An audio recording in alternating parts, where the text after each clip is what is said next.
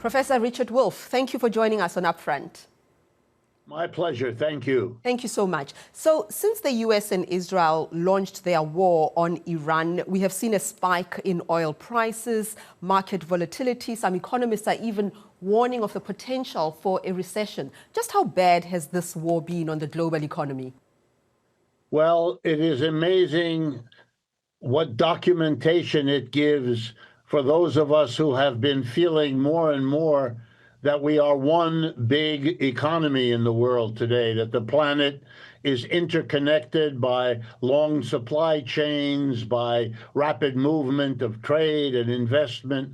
And despite all the disruptions, the solidification happens more and more. And the way that's relevant is that it means that this war, barely a month or so old, is already having enormous implications by the rising price of oil and natural gas and fertilizer and so on. But it therefore touches every continent and literally every industry one way or another. And therefore, for example, one of the consequences is that in a very short time, the whole pressure of the world's being damaged by these rising prices, in most cases, is exerting enormous pressure on Mr. Trump and Mr. Netanyahu, far beyond what they foresaw, because they, like so many of us, had not understood how the global economy now works. So it's not just rising prices that's adding to the growing economic pressure. I mean, just last week, Donald Trump asked for $200 billion more to finance this war. How will this affect the American public? Well, together with the other things Mr. Trump does, and he does many things in very short periods of time, it is a fiscal disaster that we are facing here in the United States. I can summarize it quite clearly with you. Even before the war on Iran happened, the president had been making noises that I'm sure your audience is aware of, taking over Greenland, converting Canada from an independent country to the 51st state, retaking the Panama Canal, even though that's an independent country. And so he had gone public with a demand that the defense budget, or what we now call the Department of War budget, go from the current $900 billion per year in the next year, fiscal 2027, to $1.5 trillion. Let me underscore, a $600 billion increase on a base of $900 billion total now. That is the greatest increase in defense spending in American history, let alone peacetime or theoretically peacetime history. And then the point you correctly make, he's asking for another 200 additional for the war in Iran.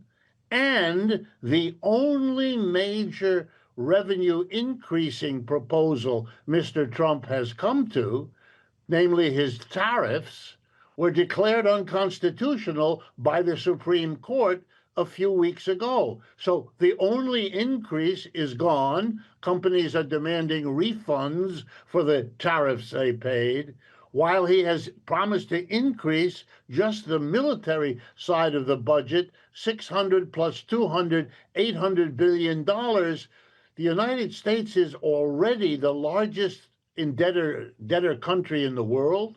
We have deficits now over $1 trillion.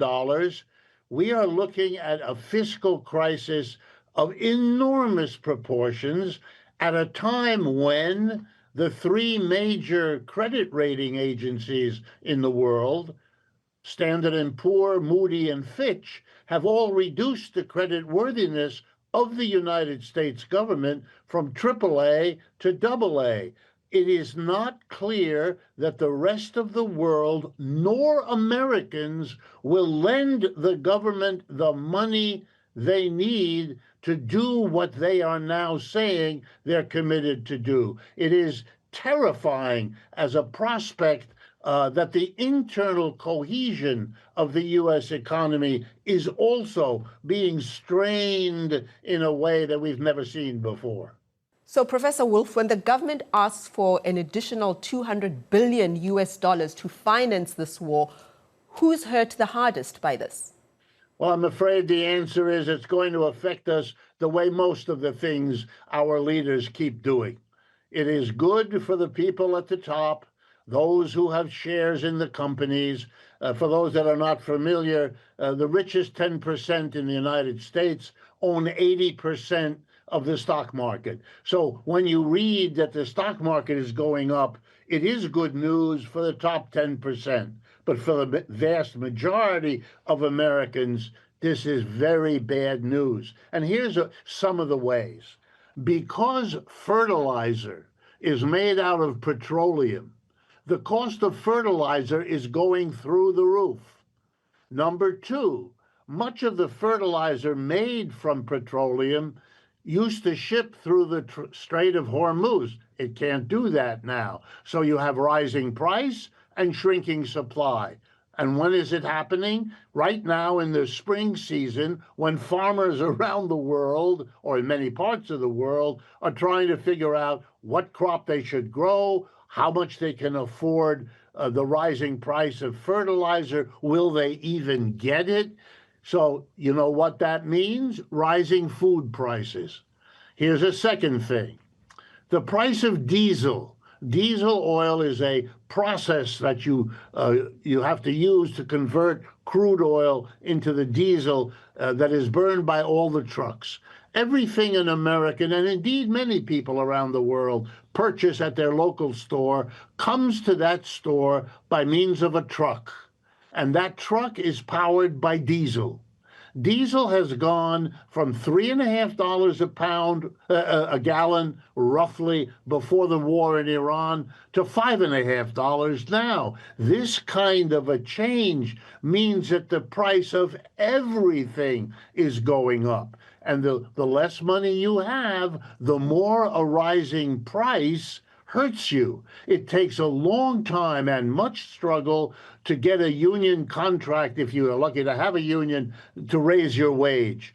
It'll take time for the working class to catch up. Meanwhile, their already difficult economic condition will become worse. And that's a reality here in the United States that has the Republican Party very, very worried about the elections in November. So we've seen how this war has affected the entire globe and other countries in the Gulf. Let's just talk a little bit about Qatar. Qatar Energy CEO Saad Al-Kaabi said the damage caused by Iran's attack on Ras Laffan, that is the world's largest liquefied natural gas production facility, that it has wiped out 17% of their operating capacity and could take up to 5 years to repair. So even if the bombs stopped tomorrow and the Straits of Hormuz were to be completely opened, is it fair to say we'll be feeling the effects of this war for years to come? Yes, even if everything were miraculously to stop now, the ramifications, absolutely, they will take years to replace. And let me stress to you that we have not yet understood, because it's still early, what the political and economic, the combination will be. Let me give you a couple of examples.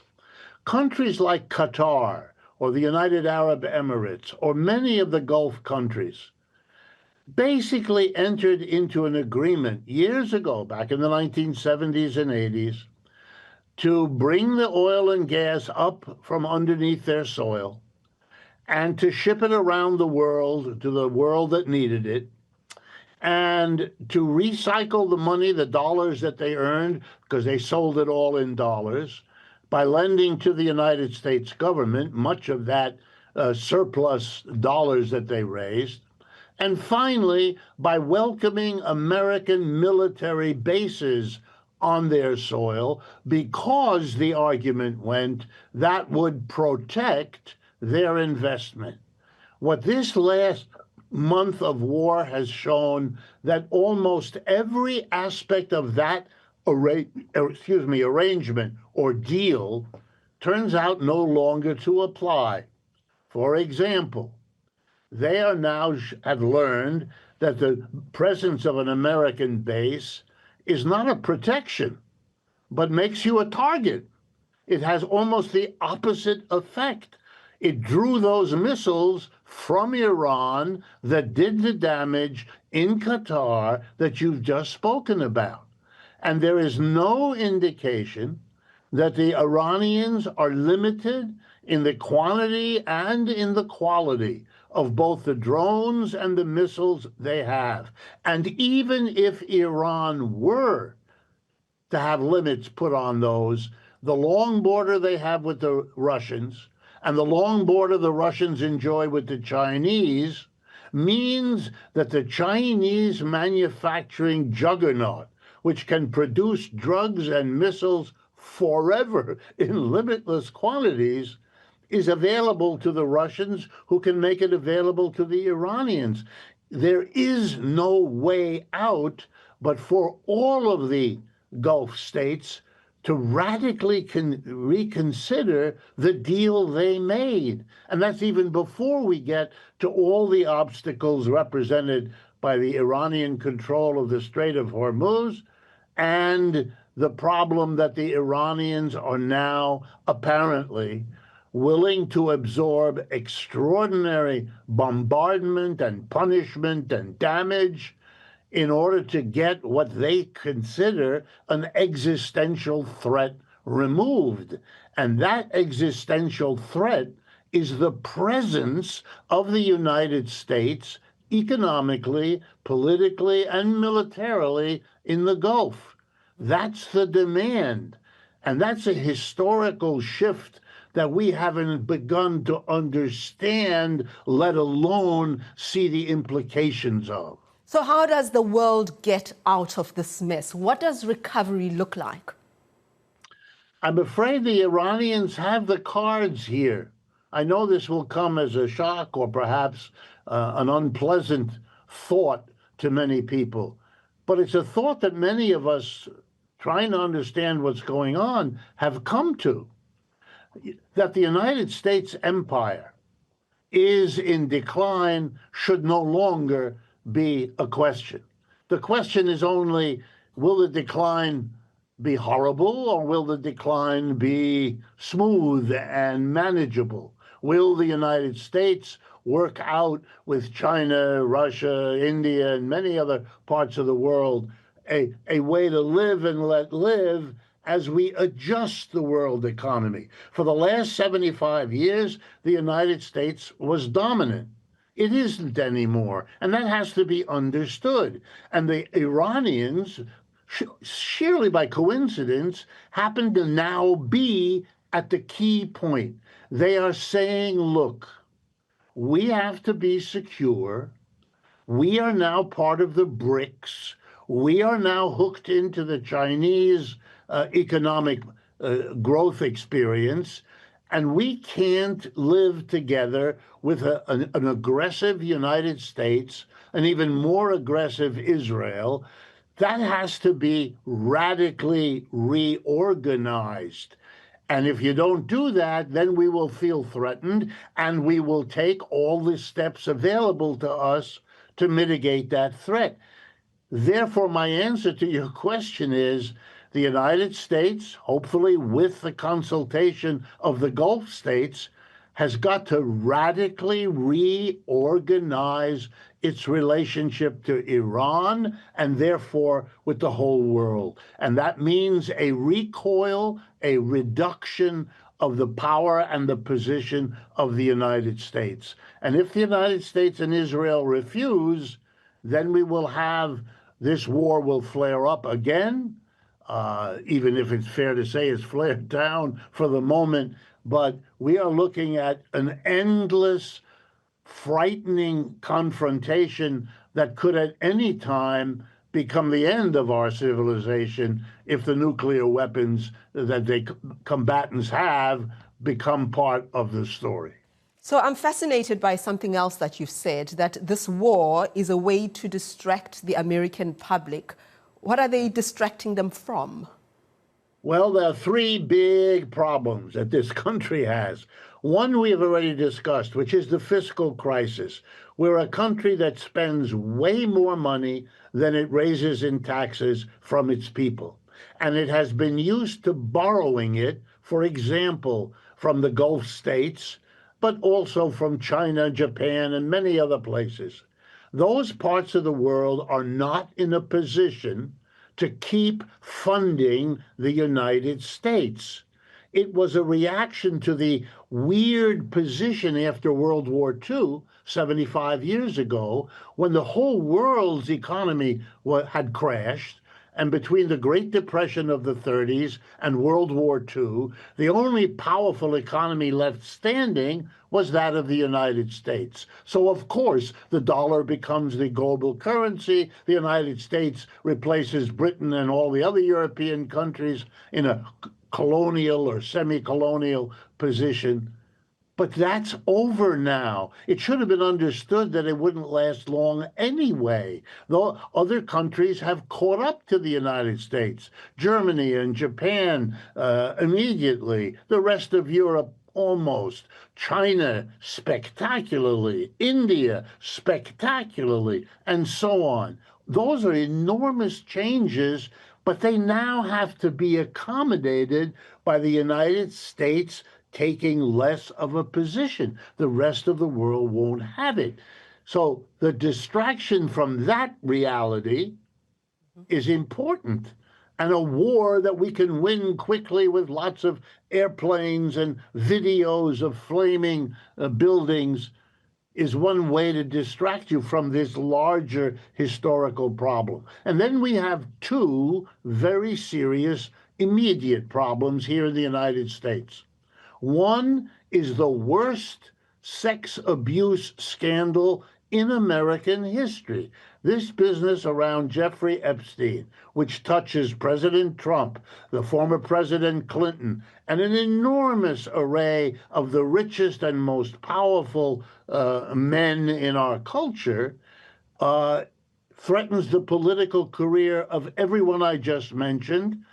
Mr. Clinton's career is behind him, but Mr. Trump is sitting in that office, and who knows how many more names are going to be eventually gotten out of this government, which is trying to hold it all back. They need distraction from all of this, even as the names and the files keep being revealed to the public. And the last thing is the economics. I'm a professor of economics in the United States. I was born here, lived here all my life. We are now in the most unequal economy in my lifetime. The level of the gap between the richest and the mass of people is unsustainable, especially in a country like ours that used to celebrate how everyone is in the middle class. The middle is gone. The vast bulk of them have fallen to the bottom. They are very, very upset about their economic situation and the economic prospects for their children. And this is working against the status quo. It is, for example, something that Mr. Trump must distract the public from. Otherwise, he will be defeated at the polls in November on a scale that also will break all historical records. So we've talked about the adverse effects of this war on ordinary people, both here in the US and all over the world. I'm just curious, there are many more people who make money from conflicts. War makes some people rich all over the world. What role did the military-industrial complex play in getting us to this point?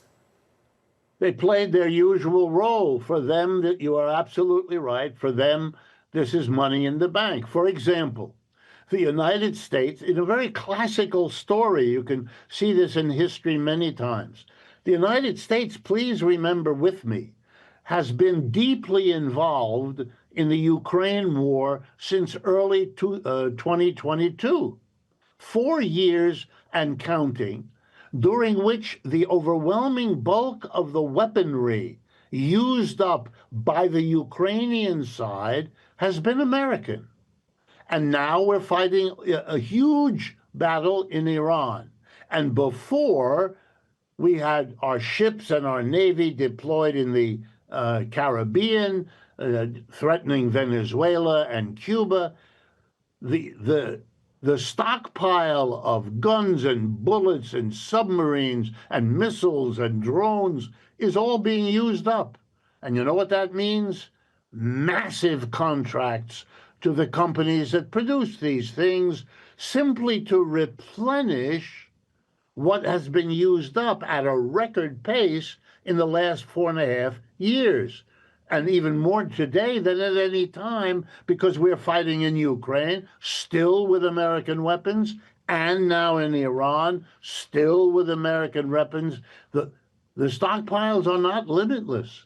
And the ability to replenish is much reduced in the United States because American capitalists have moved their production to Brazil and India and China, where labor is cheaper, where the profits are higher. Here's the irony. The profit system that made the United States #1 is the same profit system that is now conferring that benefit elsewhere. And that's the problem of the United States. And yes, Mr. Trump needs distraction, which, if you're wondering why he's on the television all the time, why he writes tweets all night long, why he tries to be in the focus of attention, that's it.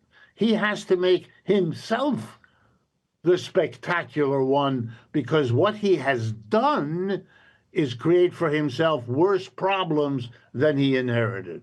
So you talked about the U.S.'s declining role and stature in the world. I wonder if we can talk about this for just a moment. He has temporarily, that's Trump, eased sanctions on Russia on Russian oil to contain prices driven up by the Iran war. You called this, and I want to quote here, a common feature of empire decline, solving one problem by worsening another. Can you elaborate on this? What problem is the U.S. now creating? Well, here's the problem. It's a wonderful story to tell. For me as a professor, it's the way you teach. Okay, so he has a war he either didn't understand or did not properly understand, that one of the few things Iran can do if it is attacked, as he attacked it, would be to close the Strait of Hormuz, and that would stop 20% of the oil of the world's oil that moves through that strait.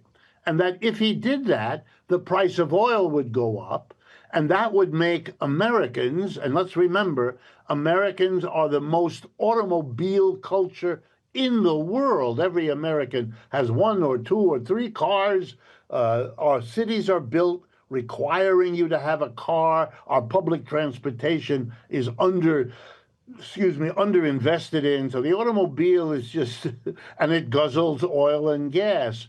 And it means that the Americans are very sensitive to the price of oil and gas because it affects how much money they have. And so he suddenly discovers that his policy of going to war shut the Strait of Hormuz, drove up the price of oil, that drove up the price of gas, that drove up the price of diesel oil, which therefore drives up the price of everything else. And he's giving his population inflation, which is what he promised when he ran he would not do, that he would bring the prices down. He's not done it, and they're now about to go up. What is he going to do? Now comes the irony of empire. So he says to himself, or his advisors do, what can we do to bring down the price of oil and gas? Well, Russia's the largest exporter of oil in the world. You have been blocking them with sanctions for years. making it very difficult and expensive for them to sell their oil. Now, they've adjusted by selling to India and particularly to China because the United States can't control that very well. But what Mr. Bessent, the Secretary of the Treasury here, told Mr. Trump, why don't you just let the Russians forget about the sanctions for a while? Now, sanctions were imposed on Russia because militarily the Ukrainians cannot defeat the Russians. Anyone who knows anything about the two armies knows that. So when they couldn't win militarily, they went and applied sanctions to Russia and mostly to the oil and gas. So for Mr. Trump to try to deal with his war in Iran by letting the Russians sell their oil without a problem, well, what does that do? The price of oil is much higher, might have gone even higher, but now the Russians are selling everywhere. And what does that do? Well, it makes the Russians earn much more money than they did before, enabling them to pursue the war in Ukraine that much more affordably. But it's even worse. He also now has taken the sanctions off of Iran itself. The United States had sanctioned Iran, not letting them sell their oil in many parts of the world. That has now been reduced. Let me drive that home to you. The United States is at war with Iran, and that in order to pursue the war, they've just taken the sanctions off of Iran so it can sell its oil more readily. And given that the price of oil is now higher, the Iranians are enjoying an enormous extra revenue. In other words, Mr. Trump helping to finance Iran's opposition to Mr. Trump. When you are caught in contradictions like that, your brain should tell you, uh-oh, the game is over. What we're doing now is to help ourselves by shooting ourselves in the foot, and that does not work. You've just mentioned a number of countries, especially those from the global south, that are overtaking the United States. China is another major power that has been affected by this war. It is the largest consumer of oil that is passing through the Strait of Hormuz. What will be the impact of this war on China? What will Beijing do? Beijing is a different animal, if you allow me. Beijing has for decades understood, discussed, and taken steps anticipating where this is all going. The Chinese knew before the rest of us, took us a while, they knew that they had figured out how to grow their economy quickly. Let me simply give you one statistic. For the last 35 years, the GDP of the People's Republic of China has grown on an average of 6 to 9% per year in and year out, except for the last 2 years when it fell to the level of 5%. Over the same 35 years, the GDP of the United States grew between 2 and 2.5% per year. You understand? China grew 3 times faster. Now, if you can do that for a few years, it's extraordinary.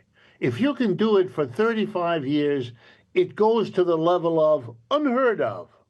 And the Chinese knew what they had figured out. Their combination of a state, half the government is state-owned and operated enterprise, half the economy, private capitalist enterprises like exist in the West.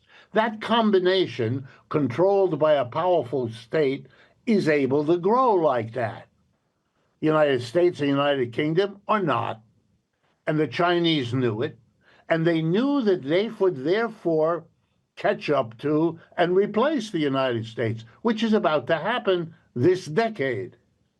Okay, so they were smart enough to understand that the United States would have a very difficult time giving up its dominant position. How did the Chinese know that? Well, they've had their own empires, which they've taught them that, and they've watched every other empire. The British, the French, the Persian, the Greek, the Roman, it doesn't matter. They're all the same in this regard. So they've taken steps to make sure they are not destroyed by the difficulty that the West, and particularly Americans, will have accommodating the great shift going on in the world economy. So, for example, they are the leaders in the world in solar technology.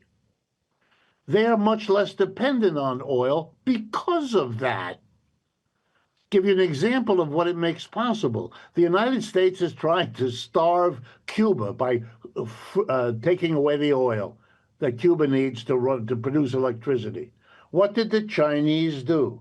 The Chinese, it's by the way, on the way to Cuba as I'm speaking, is a flotilla of Chinese freighters carrying solar panels to Cuba. Why? Because Cuba is in the middle of the Caribbean. The sun shines there virtually all the time, and that's what they need, so they're not dependent on oil, which that island does not possess.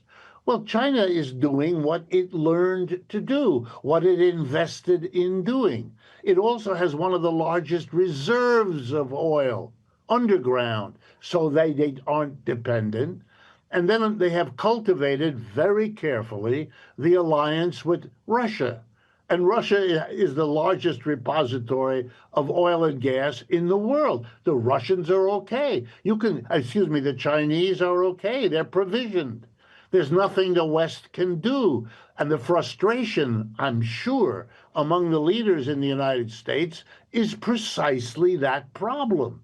They are being outmaneuvered in much the way that the British, back in the 19th century, scratched their heads in London, wondering how it was that this little ex-colony of the United States outmaneuvered the great British Empire to eventually replace it. Very similar head scratching goes on in Beijing, I am quite sure. We will leave it on that note. Professor Richard Wolff, a pleasure talking to you on UpFront. Thank you for joining us. My pleasure, and thank you for inviting me.